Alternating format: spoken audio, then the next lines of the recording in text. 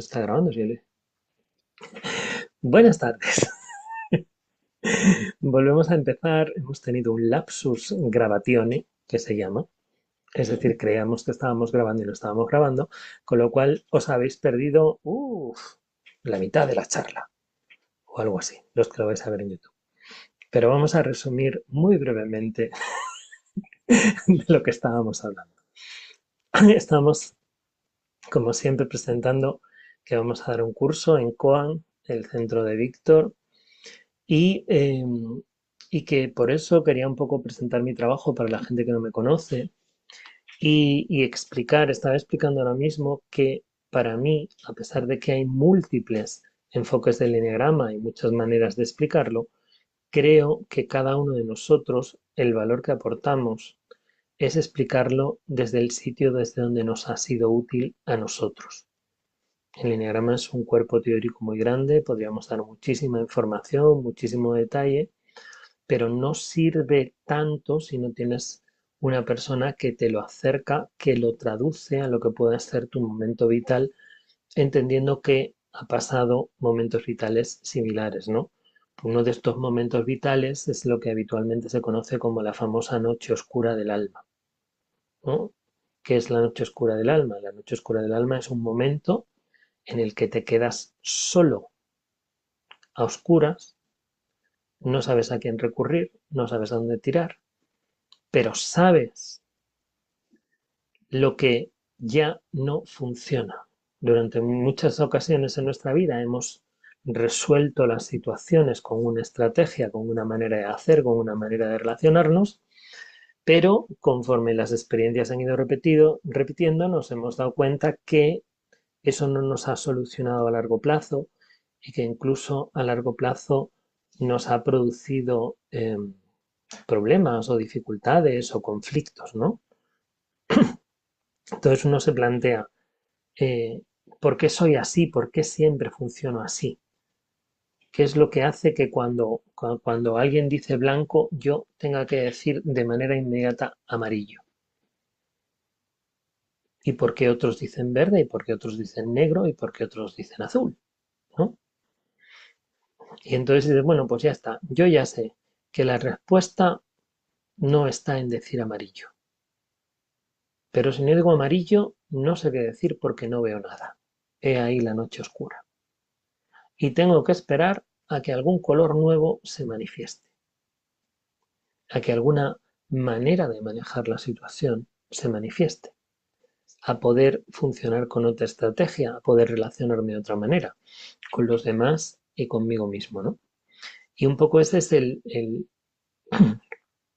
momento que en nuestra vida nos invita a un cambio y va sucediendo de forma recurrente, ¿no? Hay momentos en los que todo funciona, en los que todo está bien, en que estabilizamos una manera de estar en el mundo, pero esa manera en el mundo, porque cambia el entorno, porque cambio yo, deja de ser funcional. Y nos vamos tomando conciencia de que eh, ese funcionamiento que nos estaba sirviendo hasta ahora se ha convertido en algo automático, en algo en el que ya no participamos conscientemente de. Y entonces necesitamos cambiar. Y hemos comentado también, hemos estado hablando de que realmente cuando el enneagrama lo que hace es poner de manifiesto algunas de nuestras cualidades, algunas de nuestras formas de ser que no queremos ver o que no queremos aceptar. Hemos estado hablando un poco del autoengaño, ¿no? El asunto no está en que todo sea transformable, ni siquiera que tenga sentido transformarlo, pero sí el enneagrama nos da la oportunidad de gestionar las cosas de manera consciente, de otra manera, en la que puedo elegir. Y la forma consciente para mí tiene que ver con realmente aterrizar en el presente y ver cuál es la respuesta armónica. Porque habitualmente, como funcionamos desde la mente nunca está en presente. ¿Dónde está la mente? Hágase la luz.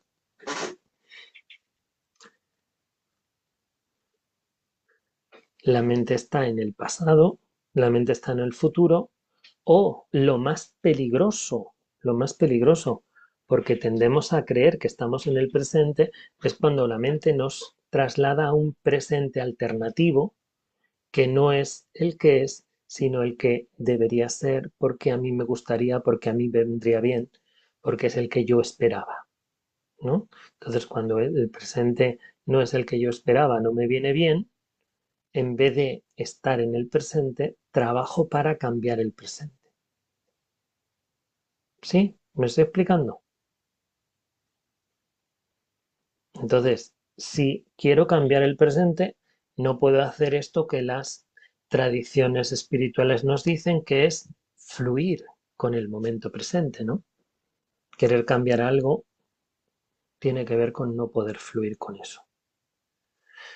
¿Por qué no puedo fluir con eso? ¿Por qué lo quiero cambiar? Hola Carmen, buenas tardes. He hecho un saludo de pausa dramática para poder beber. Como somos pocos, podéis dejar el micro abierto y participar cuando queráis, porque ver todas las caras ahí y ver que nadie dice sí, no, qué rollo, pues sobre todo porque yo soy más auditivo que visual. Pienso que las personas que tenemos el instinto social necesitamos escuchar cosas, ¿eh? Necesitamos que el feedback venga a través del oído más que a través de la vista, ¿no? Entonces, pues de esas noches oscuras del alma, eh, desde las que yo he pasado y de cómo el eneagrama me ha ayudado a pasar por ellas, hasta el punto terrible donde me encuentro ahora, que en ocasiones me provoco a mí mismo noches oscuras del alma antes de tiempo, ¿no? Porque también hay un momento de, vale, pues me voy a enfrentar a mis fantasmas, me voy a enfrentar a todas esas cosas que creo que eh, son peligrosas, amenazadoras o dañinas para mí, para descubrir si de verdad todo aquello que en mi vida he juzgado como malo y he excluido como posibilidad dentro de las cosas razonables, evidentemente. No estoy hablando de desafiar las leyes de la naturaleza, ¿no? Pero sí que uno puede conscientemente provocarse noches oscuras del alma, que es algo que tiene mucho que ver con la tradición del cuarto camino, ¿no? De generar rozamiento. Las escuelas del cuarto camino nos generan rozamiento para poner de manifiesto nuestras defensas y darnos cuenta de que cuando nuestras defensas se activan, eh, hacemos una y otra vez lo mismo y no podemos salirnos de nuestro patrón, ¿no? Entonces este es mi enfoque del enneagrama. Sí, por favor, Georgina. No, una pregunta. Cuando dices me provoco una noche oscura del alma, ¿en qué consiste eso? Pues ¿Qué mira, haces? pues mira, me provoca una noche oscura del alma puede significar, por ejemplo, que yo tengo un prejuicio con personas de una nacionalidad, Ujú. ¿vale? Y entonces busco una asociación de acogida de esas personas y me ofrezco como voluntario para trabajar con ellos. Bueno, Eso es un ejemplo. Otro ejemplo es de repente decido durante la cuaresma no beber alcohol y no tomar carne. Entonces, digamos que te pones a prueba en cosas que te incomodan. claro, pero que me incomodan a mí o que incomodan a mi programación, es la pregunta. Es decir, yo Bueno, no dudo que haya personas chungas de todas las nacionalidades, ujú. pero no necesariamente una nacionalidad hace que todas las personas sean chungas, ¿no? Entonces, claro, Claro. cuando uno tiene la oportunidad de conocer a una persona de una nacionalidad o de una raza o de una orientación sexual o de lo que sea, y se encuentra una persona estupenda, uno empieza a cambiar su percepción de la realidad. Igual que empieza a cambiar su percepción de la realidad cuando después de estar un mes levantándose todas las mañanas a meditar a pesar de que es un esfuerzo, empieza a notar que hay cambios en sus dinámicas de estrés. Pero para eso tú tienes que ir a un sitio donde mides cuán fuerte es tu voluntad. Entonces, a veces me las provoco yo, pero a veces es la vida la que te las provoca, ¿no?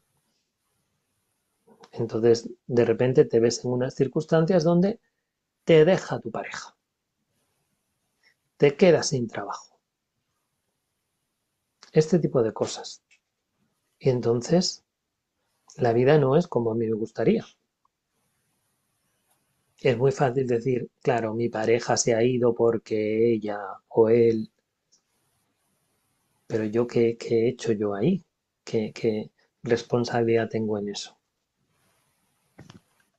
Y entonces yo puedo con mucha facilidad, con mucha facilidad, pensar que mi intención era buenísima, pensar que estaba profundamente enamorado, que todo lo que sentía era bueno y positivo, y no darme cuenta que desde esos nobles y generosos sentimientos le he hecho la vida imposible a la otra persona.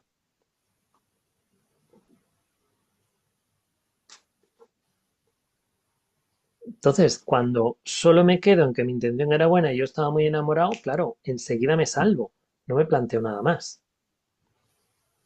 Pero si voy toda mi vida en todas mis rupturas sentimentales pensando que soy el bueno, que soy el que ama y que las otras personas me dejan porque no saben valorarme, porque eh, no quieren un compromiso tan serio como yo que sé qué, pues está la cosa chunga, ¿no?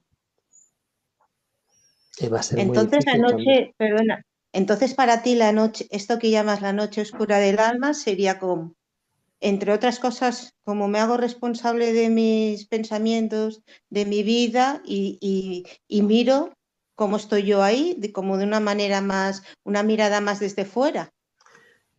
Para mí sería, por decirlo de una manera más concreta, me hago responsable de mis defensas, me hago Ujú. responsable de mis mecanicidades Sí, y no me permito responder al mundo con ellas. vale, está bien, vale, vale. Es decir, entro en Y una si es un fase. descubrimiento, si eso genera un descubrimiento sobre ti, Ujú. ¿por qué llamarle la noche oscura? ¿Por qué no Porque, llamarle la noche luminosa del alma, donde tú descubres algo, un mecanismo tuyo, porque lo luminoso es ¿no? el día cuando la noche termina. Ya, Entonces, porque el resultado es algo magnífico, ¿no? el resultado, Darte cuenta de algo. el resultado es que sale el sol, pero el sol dura 12 horas y luego vuelve a irse. Entonces ahí uno va aceptando el proceso y aprovechando, ¿no? Y vamos quitándonos capas. Ojalá todos los procesos de Noche del Alma se midieran en 12 horas, pero no, uno puede Ojalá. estar 6 meses en Noche Oscura del Alma. Y aunque el sol esté espléndido fuera y uno viva en Marbella, no ver más que nubes en el cielo. Ya. Lo digo por celebrar los aprendizajes, nada más. Ujú. Saliendo de la oscuridad, ¿no? Algo más, mejor nos espera, porque desde luego cuando pasas por eso, luego es como una redefinición de ti otra vez, ¿no? Claro, De, es muy gracioso lo que dices, ¿no? Porque yo con mi compañera Victoria Cadarso y yo desarrollamos un trabajo de método de procesos de cambio que se llama el método FACE, ¿no? Y sí, entonces estamos viendo cómo se producía un cambio, ¿no? Entonces, en algún momento el cambio se concretaba. ¿Y qué es lo que sí, faltaba? Y yo le contesté a Victoria, Victoria, es que aquí falta una cosa. Cada cambio hay que celebrarlo. sí.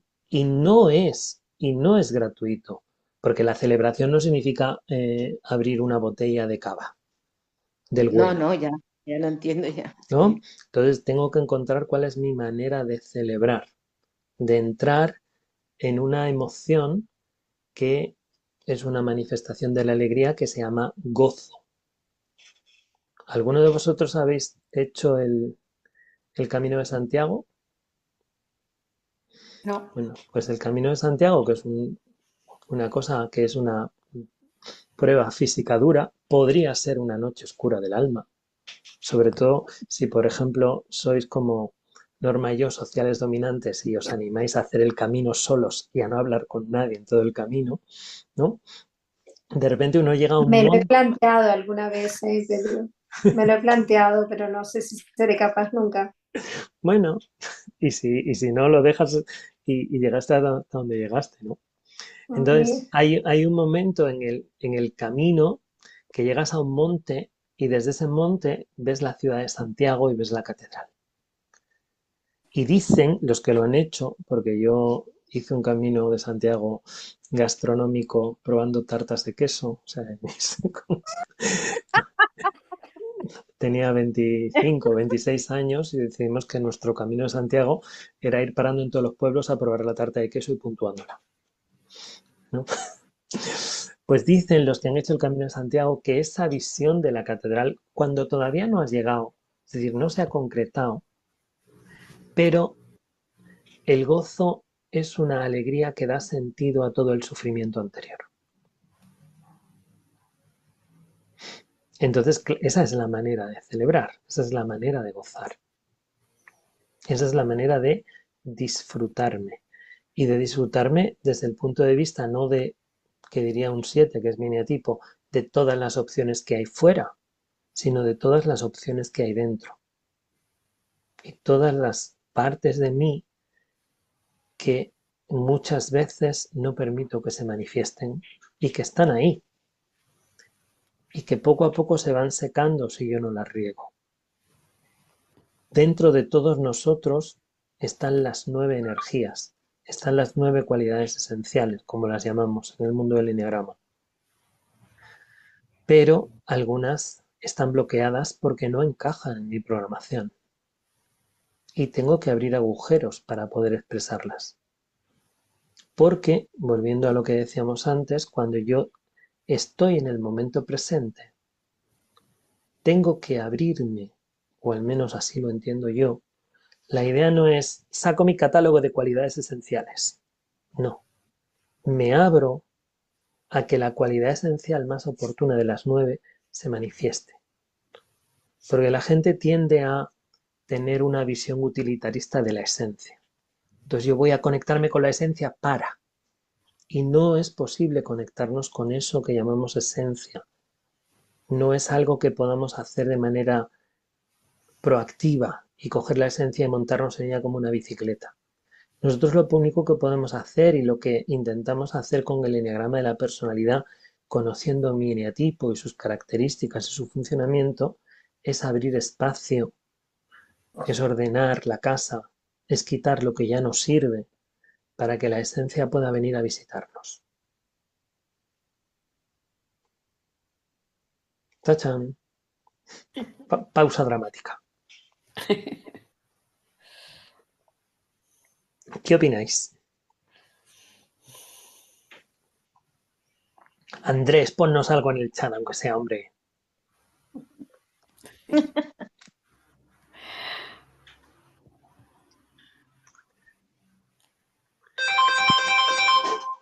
Ay, mira, no puedo ahora, lo siento. Andrés.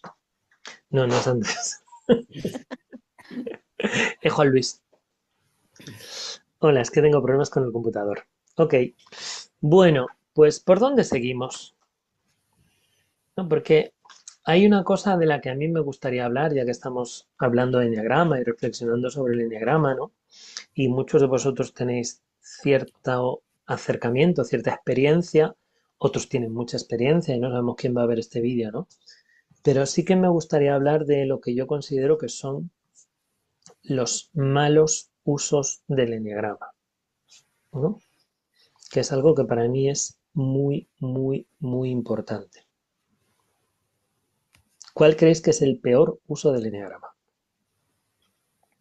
Etiquetarse. Mm, no, etiquetarse es necesario. Otra cosa es quedarse enganchado en la etiqueta. Podría Es- ser etiquetar a otros. Ese es un mal uso, pero no todo, no el peor. Mm, No, puedes aprovechar tus conocimientos para para manipular, por ejemplo, Ujú. sabiendo los puntos débiles de las otras personas, sabiendo las motivaciones. El peor uso del eneagrama lo hago conmigo mismo. Mm,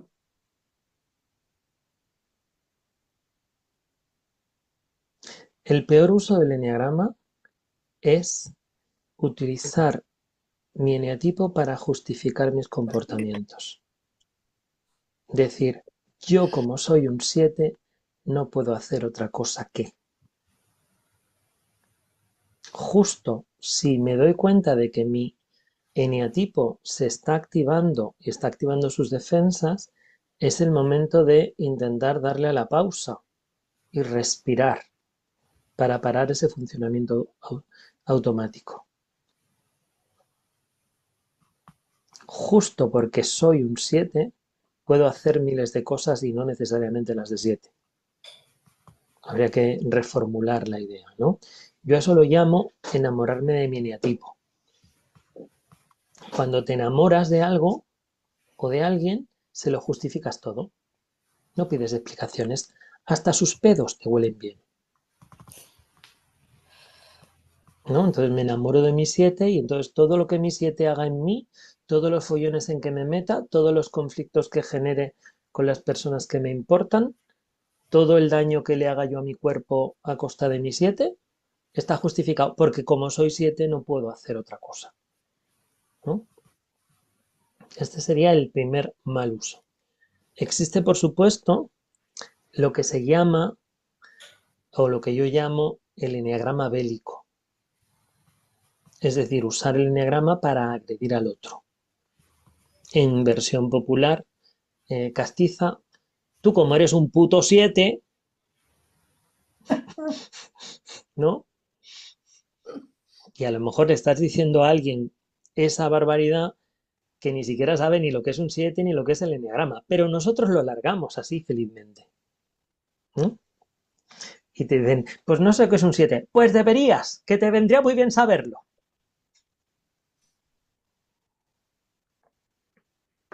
Hay otra cosa que yo llamo el eneagrama ortopédico. El eneagrama ortopédico es que yo me reconozco en un tipo, ¿no?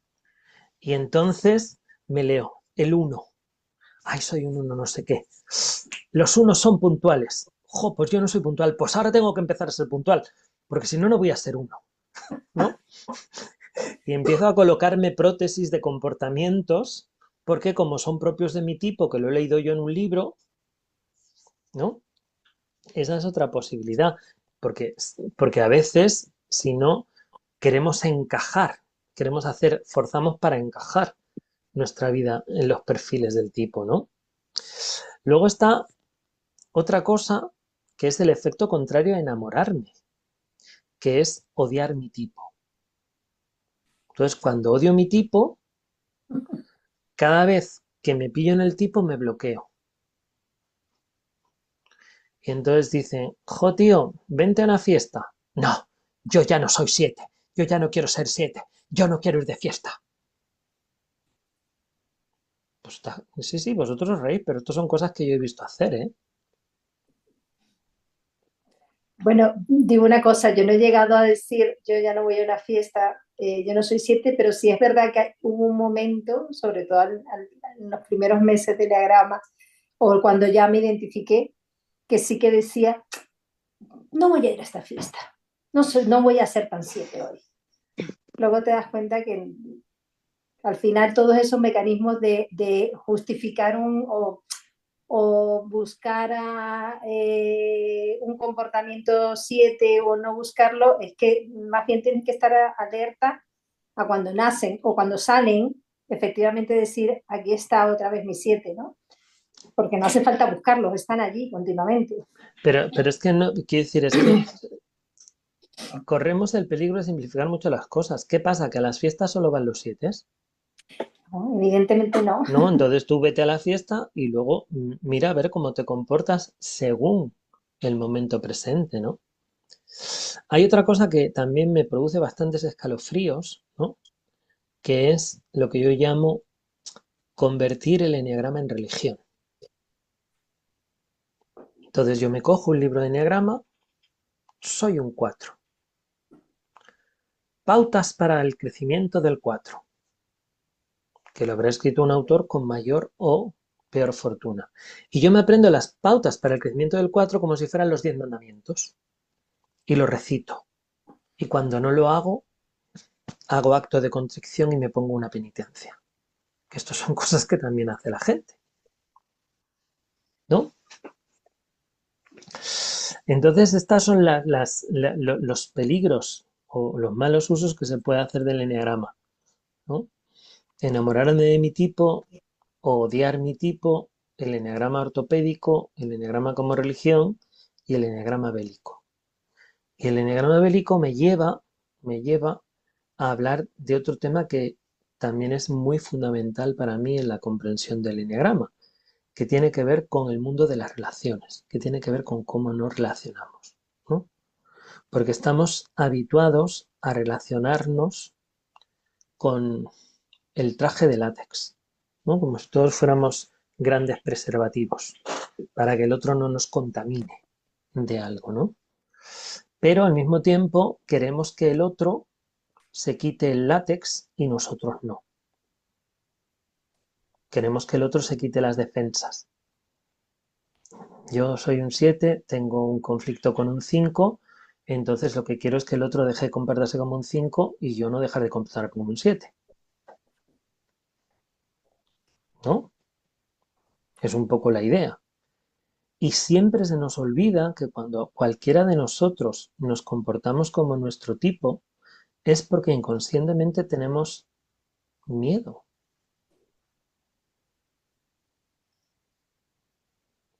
Entonces, en vez de tratarnos entre nosotros, cuando están los eneatipos activos, como personas asustadas, y ponernos hombro con hombro para ver si, ¿no? Como hacen en las películas de artes marciales, espalda contra espalda, y vamos girando para ir luchando contra los enemigos, ¿no?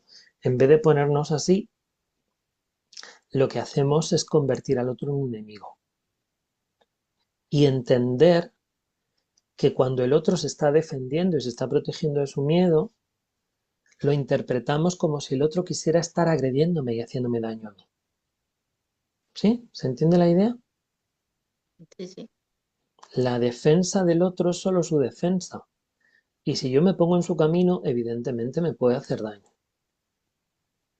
Ahora, si yo quiero que el otro baje su defensa, como da la casualidad de que las defensas son inconscientes, no las activo yo dándoles al botón rojo, las activa nuestro sistema nervioso autónomo, y ahora sabemos mucho de eso, ¿no? Que somos dependientes, somos estado dependientes, dice la teoría polivagal. En función de lo que nuestro sistema nervioso autónomo entiende de la realidad, yo entro o no entro en estrés. Y mi conciencia, mi mente ordinaria, mi mente racional no interviene en el proceso. Luego lo justifica y le da sentido, ¿no? Entonces, claro, lo único que yo puedo hacer es bajar mis defensas para que el sistema nervioso autónomo de la otra persona deje de percibir que hay un peligro para él. Claro, cuál de nosotros se quita primero la armadura? ¿Cuál de nosotros pone primero la pistola en el suelo?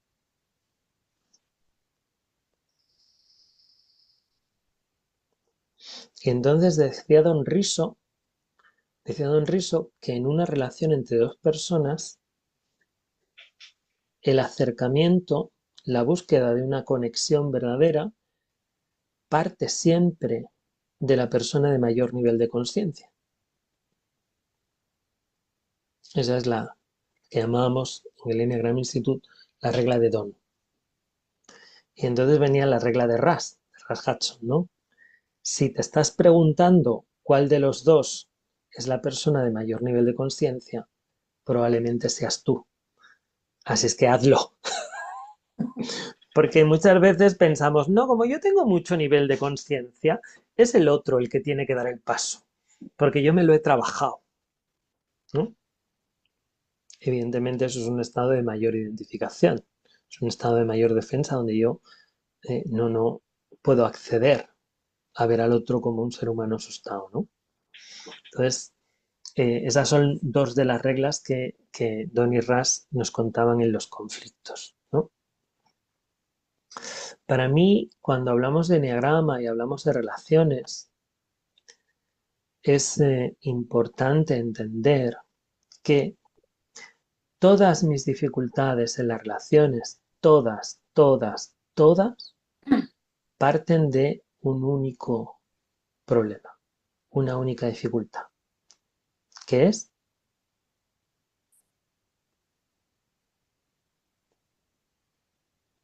El mi, miedo enea- que mi, Un tenemos. miedo básico. mi eneatipo. Es Ah, decir, nosotros solemos decir, ay, me llevo mal con este porque es un 4, me llevo mal con este porque es un 2, me llevo mal con este porque es un 3. No, si te llevas mal con ellos es porque tú eres un 7.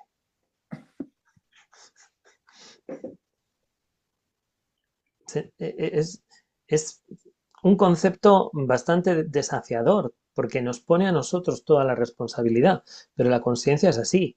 La conciencia nunca echa balones fuera. Entonces, si de verdad queréis eh, empezar a construir unas relaciones más conscientes, daros cuenta de todas las dificultades, de todos los filtros, de todas las pruebas a las que sometéis a las personas que os rodean, de lo exquisitos que somos todos para conceder acceso a nuestro corazón. Somos todos como unos club VIPs tremendos, ¿no?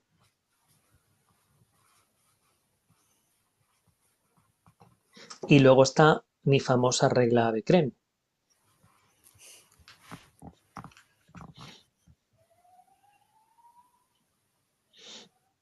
¿y cuál ¿Alguien, es?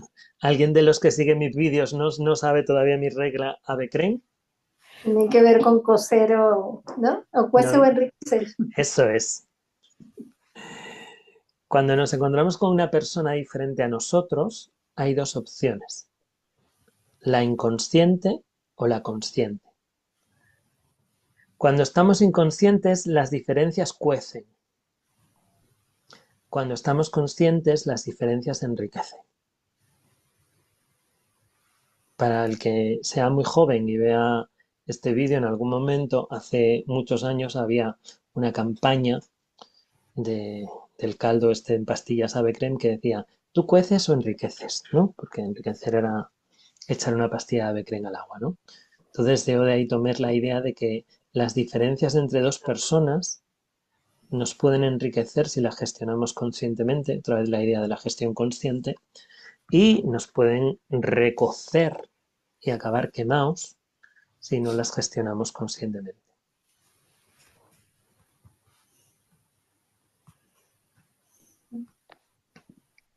Bueno, a ver, que yo llevo aquí ya más de media hora hablando, monologando, yendo para un lado, yendo para otro, de la noche oscura a la regla de Crane, y no sé muy bien qué esperáis de esta charla, la verdad. Bueno, yo mm, la verdad es que no he seguido tus vídeos ni he visto porque te he conocido a través de Laura Ujú. y yo estoy en su centro con ella y como confío mucho en Laura y para mí la descripción que ha dado de ti es muy bonita, pues pensaba, pues vale, pues la sigo. Así que no puedo, porque es la segunda vez que oigo del anagrama, del 6, del 7. La verdad es que ni lo he estudiado nada en absoluto, ni lo conozco. Simplemente trato con Laura y el hablar de ti, pues me ha gustado y he pensado, bueno, pues te escucho. Vamos Pero a dar sobre una todo, oportunidad a este chico. va, sí. Y entonces la segunda vez que te escucho y no puedo mm, intervenir más porque realmente solo puedo escucharte y decirte que me agrada y que bueno, intentaré eh, entender y comprender lo que dices. Bueno, Gracias. O sea, realmente el taller que vamos a hacer en Granollers, en Coan, es precisamente para que entendáis, ¿no? Y hablábamos en la charla el otro día, ¿no? Que muchas veces las personas tienen un conocimiento del eneagrama que es muy valioso, pero no lo tienen estructurado. No tienen, o sea, el eneagrama es como un puzzle y tener las piezas sueltas no es tener la figura. Entonces, que mucho de mi enfoque tiene que ver con entender cómo cada pieza está conectada con el resto de las piezas y cómo hay una estructura y cómo nuestro tipo de personalidad, nuestro ego, nuestro neatipo, llamémoslo como queramos llamarle, es un mecanismo de relojería suizo, donde todas las piezas se conectan para ir en una misma dirección. Cuando una pieza no funciona, entra otra a reemplazarla. Siempre tenemos alternativas y en realidad siempre tenemos tres alternativas. En el eneagrama todo funciona de tres en tres, ¿no? Dentro de nosotros hay blancos, negros y grises.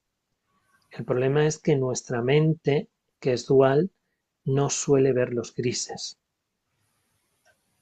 Y entonces o nos vemos blancos o nos vemos negros o nos vemos blancos o negros por la mañana, pero nos cuesta mucho colocarnos en los grises, ¿no? Esto que también hablaba Georgina cuando empezamos la charla, que hablábamos que es el egoísmo sano, el egoísmo sí, en algún momento sí, en otro no, ¿no? Pues el egoísmo, como casi todo, no es ni bueno ni malo per se. Es oportuno, corresponde al momento presente o se opone al momento presente. Pedro, y esto que estás comentando yo lo he visto en personas que han estudiado el eneagrama por su cuenta, que ahí observo yo mucho que es como que se quedan en una visión como muy limitada por muchos libros que leas, porque probablemente es lo que dices tú, no ven la forma en que la ven es esa y les faltan todos los matices, que ahí yo creo que es importantísimo tener a alguien que realmente te lleve y te guíe, ¿no? Bueno, si alguien todavía no lo ha sospechado, Norma es alumna mía, ¿no? Y no, pero una de las cosas que yo siempre animo a mis alumnos es a tomar clase con otros profesores, porque cada uno de nosotros tenemos un cachito de la verdad. Ninguno de nosotros tenemos toda la verdad. Y al final, cada uno de vosotros tiene que encontrar su propia verdad. Su propia verdad se construye con las experiencias que tenéis con cada uno de nosotros. Si tú solo bebes agua de una fuente, crees que el agua es de una manera. Y entonces te van a dar otro agua diferente y dices, no, esto no me lo bebo que no es agua. No, el agua es H2O. Pero ya sabemos que el agua se presenta en estado sólido, gaseoso y líquido y siempre es agua, pero de repente uno podría decir, no, no, esto pesa mucho para ser agua. O esto no pesa nada, no puede ser agua, ¿no? Voy a decir una cosa. Claro. Sí, Pedro, yo por eso por esto mismo que dices tú, pues pensé, voy a escuchar a Pedro porque está enfocando en el eneagrama de una manera que yo no había escuchado nunca. Y como tú bien dices, hay muchos maestros, hay muchas maneras de verlo y siempre para mí está bien conocer otras maneras, ¿no? Y es muy interesante y te puede dar otras maneras de ver las cosas, ¿no? Sí, En lo que decías antes de, por ejemplo, cuando conozco a alguien, ¿qué es lo que me puede hacer? O me puede escocer lo que es esa persona, lo que dice, o me puede hacer crecer, ¿no? Yo para mí el eneagrama lo que significa es que cuando empiezan a pasar cosas o yo me empiezo a sentir rara, me cuestiono qué está pasando, cómo estoy actuando, que tiene que ver con mi eneagrama. Y entonces darme cuenta que estoy actuando en ese es lo que me hace darme cuenta que tengo que variar, que estoy cayendo en lo de siempre, en la actitud de siempre, ¿no? O sea, para mí conocer eso es como ponerle nombre y apellido a mi manera de hacer las cosas. No digo, claro, ya está, estoy haciendo esto como siempre, ¿no?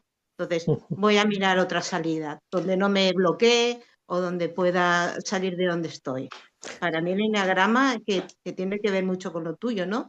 Y la mirada esta sistémica de todo, de que es como un reloj que todo encaja, pues también es una mirada que me llama la atención, decir, a ver, ¿cómo haces para que encaje todo? Porque yo esa mirada no la conozco, Yo ¿sabes? me divierte mucho porque yo doy 5 niveles, ¿no? 5 niveles Sí, de 50 horas cada nivel, ¿no? Entonces al final muchos alumnos me dicen, otra vez lo has conseguido, otra vez has conseguido que todo encaje, ¿no? vale. Para mí, cuando yo me enfrenté al enneagrama, lo primero que me encontré fue unas largas listas de atributos, de descripciones. Y entonces yo, para mí eso me provocaba mucho rechazo, me resultaba muy tedioso, me resultaba muy difícil de asir, no podía agarrarlo, ¿no?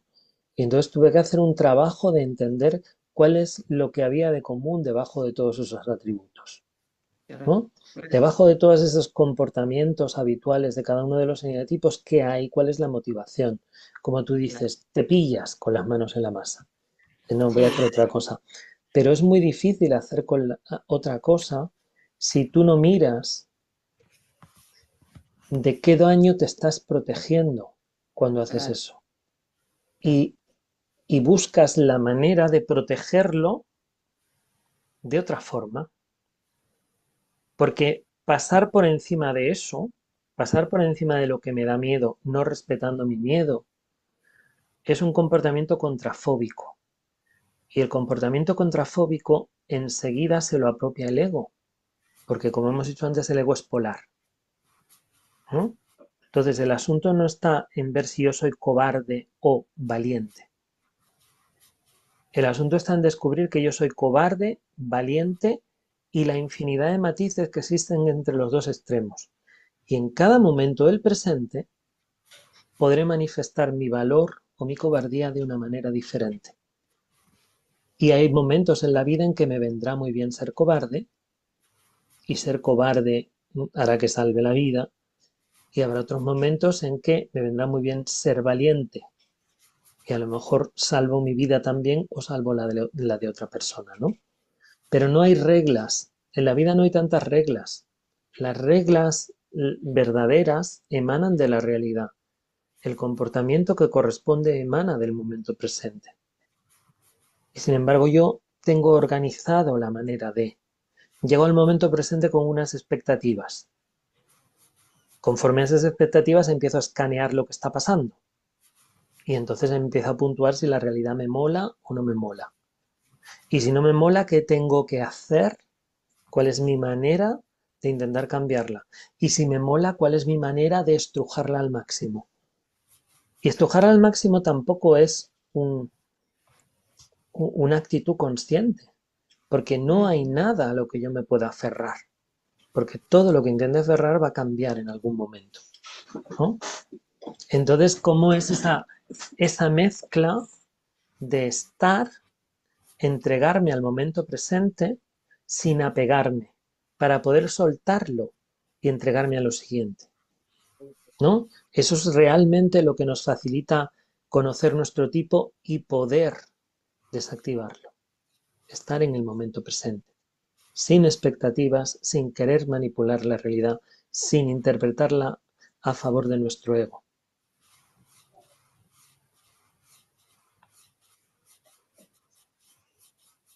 Hola, toma ya. Oye, Andrés ha desaparecido, ¿eh?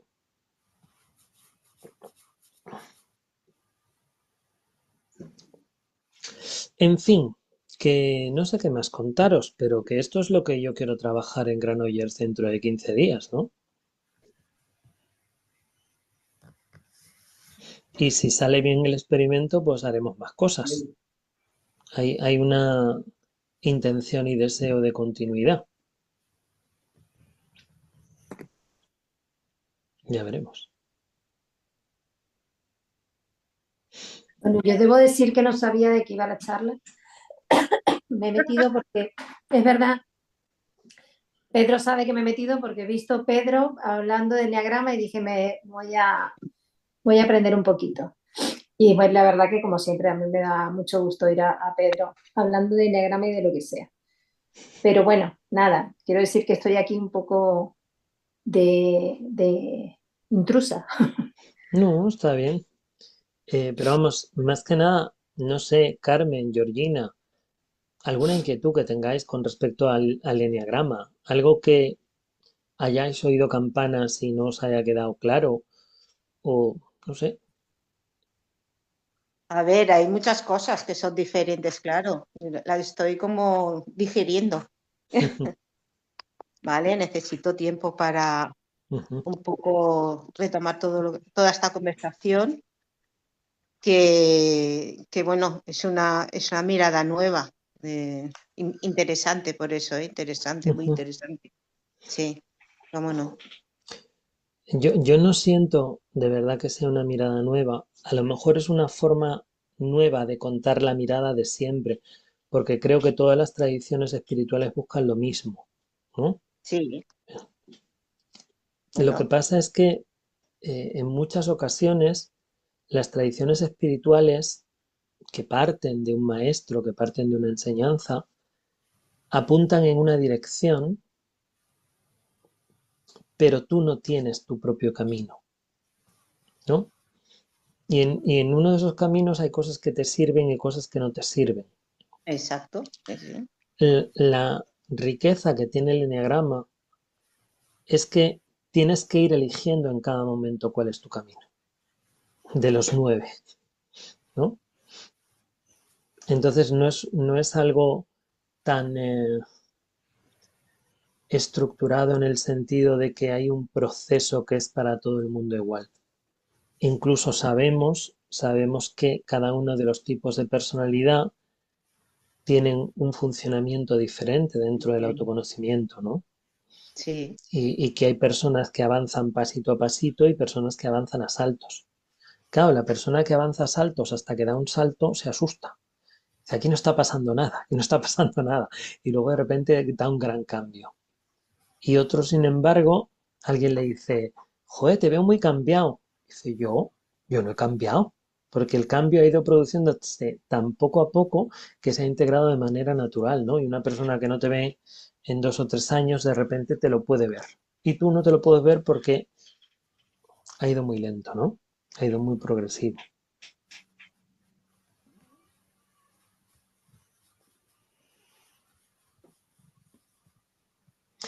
Víctor, ¿se te ocurre algo que tengamos que contar de manera práctica?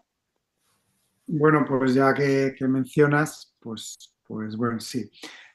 Como Pedro ha comentado al inicio de la charla y luego hace un poquito, pues la idea de estas charlas parten de una propuesta de poder hacer un taller en el Centro Coan, en Granollers, muy cerquita de Barcelona.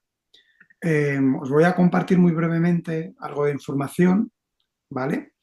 Este taller lo vamos a hacer en Granollers, como acabo de decir, es una población a 30 minutos de Barcelona, y lo haremos el último fin de semana de marzo, lo que es 28, 29 y 30.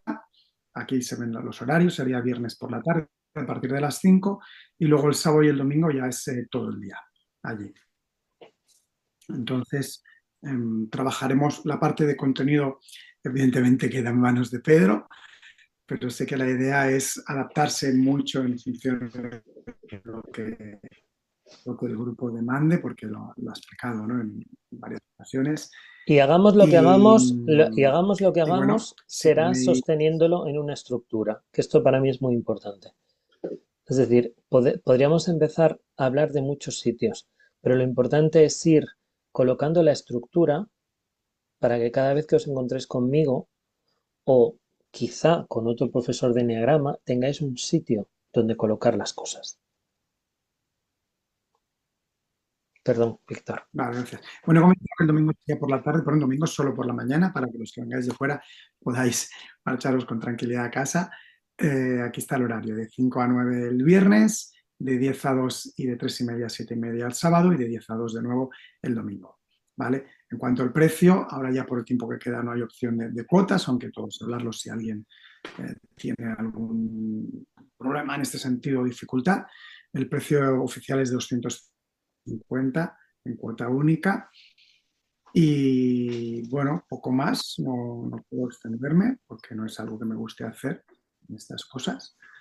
Si tenéis inquietud, interés, pues nos escribís a consulta@LauraHS o a Caixa Moviment, que es la asociación desde donde lo hacemos. Yo os pasaré el enlace, también lo pasamos por correo, así que lo vais a recibir.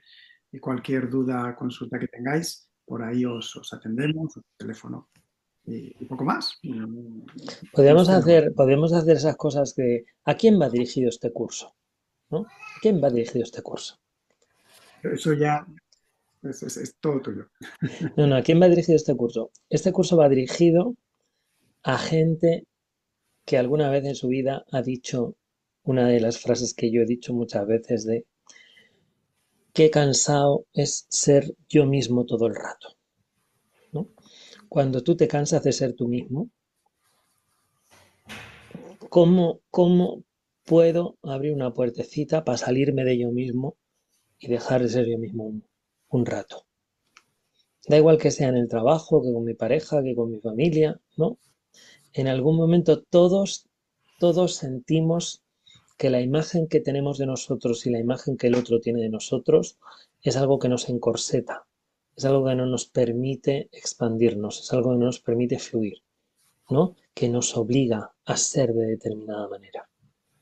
Entonces, lo que vamos a trabajar es cómo, por qué se formó esa determinada manera, cómo funciona y por dónde podemos empezar a desabrochar el corche. El corsé, perdón, ¿no? Es que me pongo nervioso ya porque estaba a punto de hacer un alegato erótico de mi curso. Este es el curso, este es un curso para todos aquellos que les aprieta el corsé, que vengan que yo les enseño a quitárselo, ¿no? Bueno, pues algo así es lo que vamos a hacer. Ver cómo son los 9 tipos de corsé que tenemos cada uno y que cada uno, según note que le aprieta o que no le aprieta, se lo pueda aflojar un poquito, porque tampoco queremos engañar a nadie. El eneagrama es un trabajo para toda la vida. Bueno, el trabajo con la personalidad es un trabajo para toda la vida y el eneagrama solo es una herramienta que lo facilita. Entonces, es muy probable que durante el taller haya ajás, ¿no? Haya momentos de, oh cielos, y estará bien y eso abrirá puertas y cambiará cosas. Pero si uno sigue trabajando, va a ir viendo que los ajás nunca terminan. Porque conforme nosotros profundizamos en nuestra personalidad, las defensas de la personalidad se vuelven más sofisticadas. Por decirlo de otra manera, mientras yo aprendo eneagrama, mi ego también aprende eneagrama. Porque mi ego aprende eneagrama, pasan las cosas de que me enamoro del eneagrama, que odio el eneagrama, que me enamoro de mi tipo, que odio mi tipo, el eneagrama bélico, el eneagrama ortopédico, el eneagrama como religión, ¿no? Porque mi ego también va a utilizar esa información a su favor en algún momento.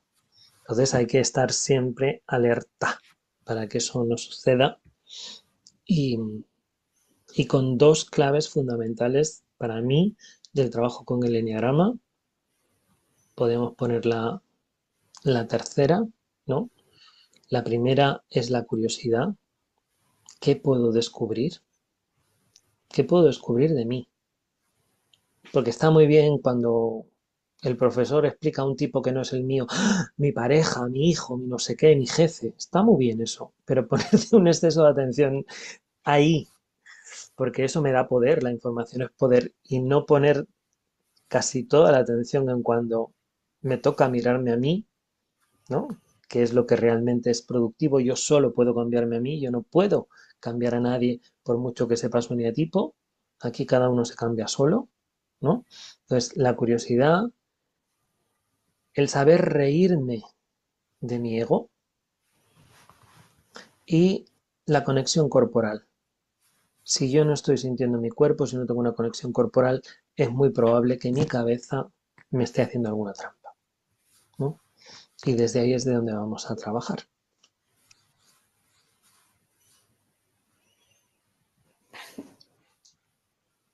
Muy bien, muy interesante. Pues salvo Muchas que a ustedes se les ocurra alguna inquietud más.